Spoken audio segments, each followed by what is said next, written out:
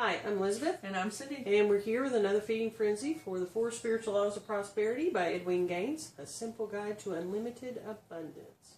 We're still on chapter 9, but today we're talking about vision statements. Yep, and you know what I just thought about? Everybody thinks you're taller than I am when they meet us in real life. Why? Because you're sitting up, way up, got your legs crossed, and I'm slumped down. Who's really taller? Why are you thinking about this? I don't know, because I was having to look up to you, I guess.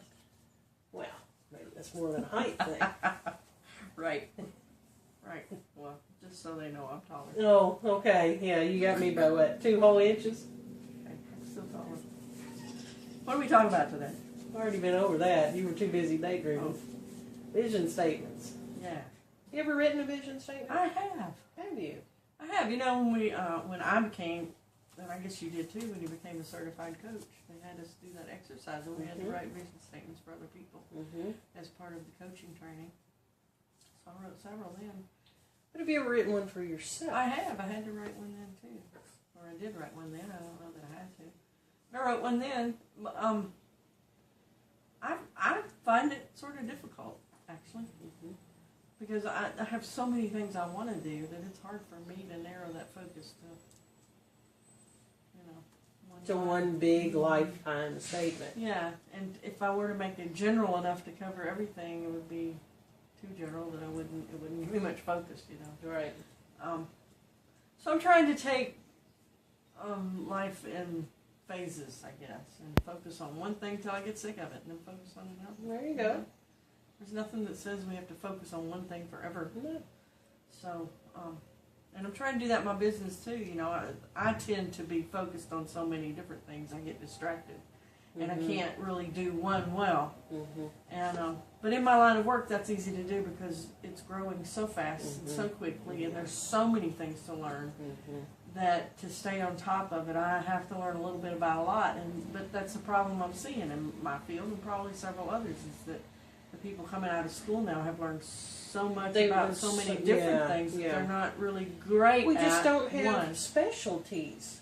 Not like we used to, and you see it in the medical field more than anywhere else. Doctors always specialize in certain things. Well, I'm beginning to see the need for that, a real need for that. Now I have specialized in web development as opposed to programming for a Windows computer or Microsoft, or a Mac or whatever. But so we have specialized some, but not in specifics. Like I could spend all my time learning just about merchant services and e-commerce and those kind of things. And so I see that going there, which I'm really getting off topic. But the point is, we really need to figure out what we really want to do and focus as laser focused as we can on that one thing.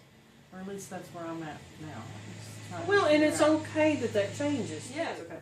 We can have absolute laser focus on what we can, this is going to sound like a cliche, what we can focus on now.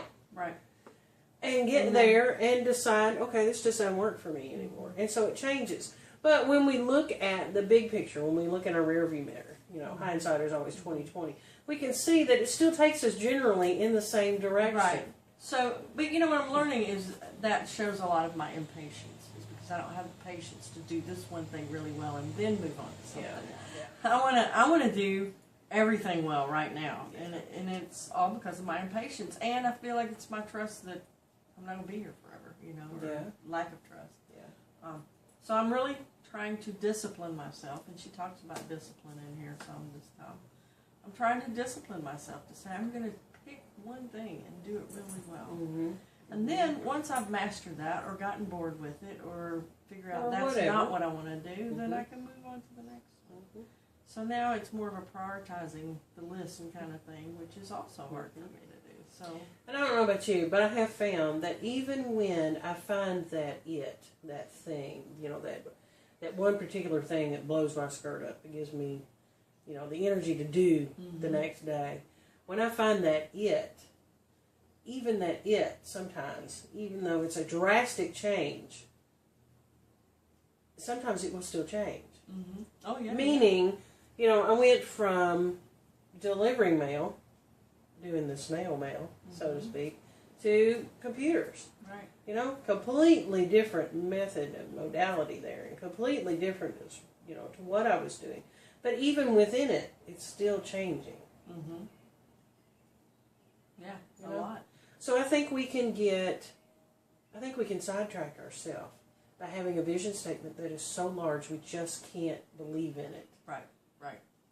And so we start wondering because we can't believe in it. So I think it's important when we sit down to write a vision statement that it needs to be something we can believe in today, even though it may seem far-fetched, even though we don't have a clue how we're going to get there or how it's going to come about or how we're going to get the money for it or the resources or whatever. I still have to be able to believe in it. Right. Do you think that's I do, but I also part of it? And maybe this is where I go wrong, but I feel like, okay, once I've put those blinders on and made that vision statement, I still need to keep my eyes open for opportunities outside of that. Oh, absolutely. And Absolutely. because, we don't know what we like until we know it's even available to us. And, there's still, I'm 50-something years old, and there's still careers out there that I didn't even know existed. Mm-hmm.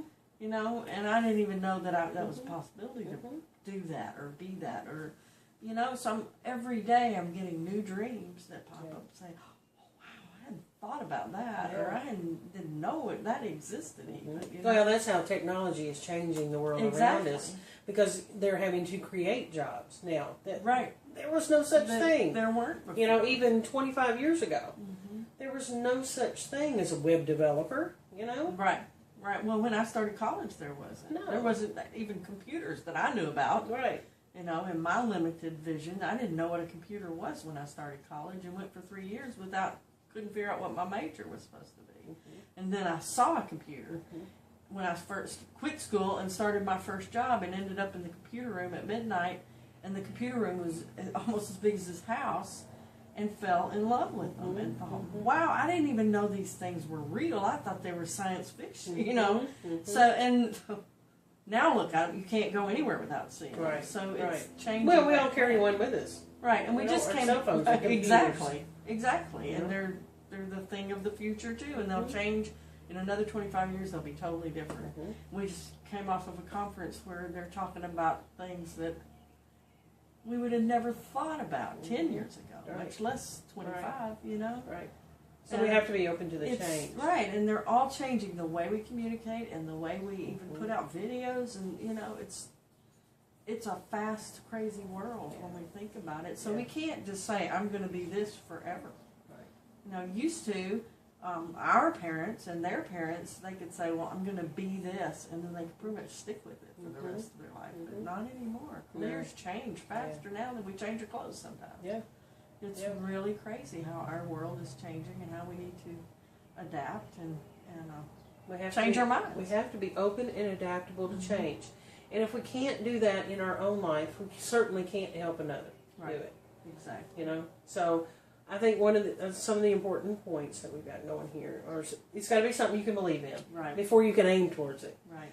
I got to believe the target is there before I bother to even shoot for it. And I think.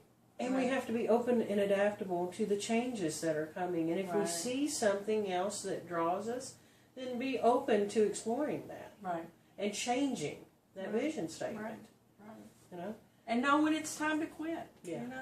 Know when it's time to quit. But I think another important thing is find something you're truly excited about. That's it. I know when I first started thinking about computers, there were some jobs, but the ones I was really excited about were almost like playing. And I thought, I can't play for a living, but I do. I play all the time, and that's what excites me. But I was afraid to do it because I thought, well, that's playing, and nobody will take me serious, And I didn't take myself serious for a long time. Yeah. So I think it needs to be something that excites us. It makes us better at it. But we find our joy in it. We find our joy in it, and people say, but you own your own business, you work all the time. I play all the time. I work all the time because I enjoy doing it. Yeah. I love not having a starting and a stopping time. Right. So if I'm truly engrossed in something, I just keep going. Right. I just keep going. Yep. So I found the perfect job for me. That doesn't mean it's the perfect job for everyone else. Right. So I think that's another important point, is find what you want to do and not what everybody else expects you to want to do. What mom and dad expect you to do. Not even what your spouse expects you to do or your children expect you to do. Right. So it This sort is of, your life. right, and it sort of scared me when both my boys said they were going to go into some kind of computer something, and I'm thinking, oh, I don't want them to do it because, but then I realized, that's what they grew up with, and that's what they learned on, and that's all they've known, and so they're doing it because that's what they love to do. So I'm glad they're not doing it because they think that's what's expected of them, Yeah. So it's really important to make sure it's our idea and our passion and not what's expected of us. Don't go be a doctor just because your whole family's been a doctor, we need to really enjoy what we do. I really look at a vision statement as almost like a treasure map. And it's to keep us focused on the goal. It is to keep us focused on and as the Bible says, keep your eyes on the prize, keep your eyes up and looking at the end goal, and not just get so stuck in the mundane. Yeah, and stuck in the details of where we're at right now. However, we do need to focus on the details because life is in the details. And if we can do these details good, then we can move to the next step easier. Sometimes I think I keep my head up too much, and I don't pay attention to the details around me. We can do that. And it gets me sidetracked because then I'm weighted down by the consequences of not taking care of not paying attention to where I'm at right now. And we need to live in the now, and that's hard for me to live in the now with my eyes on the goal. I want to just jump right over there, I want to get to the goal, right? We know that we're looking too far away, and we're just traveling. You're liable to fall in a pothole, right? Especially if you're not watching where you're planting your feet. So I think the other spiritual laws help us do that. Yes. If we're paying attention to the details and we're tithing, and we're forgiving, right, and we're setting those goals. Right. And then getting on purpose with where we're going with this. Once we incorporate all of those, then we start to map out our process. We start heading in that direction a little faster, and picks up momentum. Closer we get, it just seems like the next right step. And now, since we started this, I've taken a huge step. I started speaking again, but more importantly, I started speaking about technical stuff. I spoke about a lot of other things before, but never about the technical stuff. And that was a huge step for me. But now, other things that have been in my vision for a while are just starting to fall into place as the next right steps, which I couldn't figure out how to get there otherwise, So it's really helped me. These book studies have really helped me too. To try and carve out, because when I first started looking at me and making the changes on me, I didn't have any clue where I was going and what I was going to do. And I'm still shaping that vision. I still don't have it clearly defined what I'm doing, but it's shaping. Right. It's shaping itself through the little, the interests that we're exploring here. Well, I see it, I look back 25 years ago and I remember times I had visions of things that I wanted to do or that I could see in my future. But it was almost like they were behind this cloudy window or something. And the closer I get to it, the better I can see it. It's almost like really being on a trip where you can see way off in the distance where you're headed. But the closer you get, the more clear it becomes. And you can tell little details about it. And now that vision has changed, but not really. It's it reminds me clearer in certain aspects. It reminds me of our trip out west. Yeah. We got on that one stretch of highway where you seemed like you could see forever. And that little dot way just at the horizon ends up turning out to be, a gas station or something. But you can't see it. You can't tell what it is. From there. You can't see it from there. So I think these things that we do get us from point A to point B help us not only to see it more clearly, it helps shape us. Right. So we're ready to meet that challenge once we get there. Yeah. Or to decide this isn't for me Right. and I'm ready to take another turn. It's good stuff. It's very good stuff. Shrink.